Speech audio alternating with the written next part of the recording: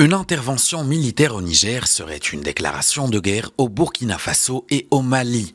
Les deux pays dirigés par des militaires ont mis en garde lundi contre toute intervention militaire au Niger.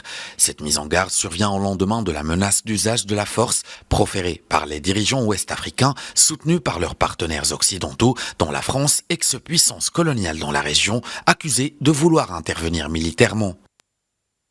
Les gouvernements de transition du Burkina Faso et du Mali 1. Expriment leur solidarité fraternelle et celle des peuples burkinabés et maliens au peuple frère du Niger qui a décidé en toute responsabilité de prendre son destin en main et d'assumer devant l'histoire la plénitude de sa souveraineté. Les gouvernements maliens et burkinabés disent exprimer leur solidarité fraternelle au peuple frère du Niger et ont également mis en garde contre les conséquences désastreuses d'une intervention militaire au Niger qui pourrait déstabiliser l'ensemble de la région. Toute intervention militaire contre le Niger entraînerait un retrait du Burkina Faso et du Mali de la CEDEAO ainsi que l'adoption de mesures de légitime défense en soutien aux forces armées et au peuple du Niger. 6.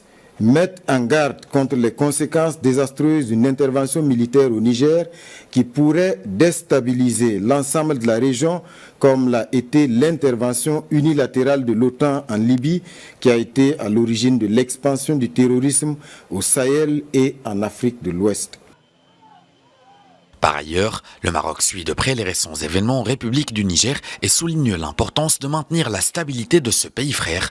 Le Maroc fait confiance à la sagesse du peuple et des forces vives du Niger pour préserver les acquis, a affirmé l'ambassadeur représentant permanent du Maroc auprès de l'UA, Mohamed Arrouchi, intervenant lors d'une réunion urgente du Conseil de paix et de sécurité de l'Union africaine sur la situation au Niger.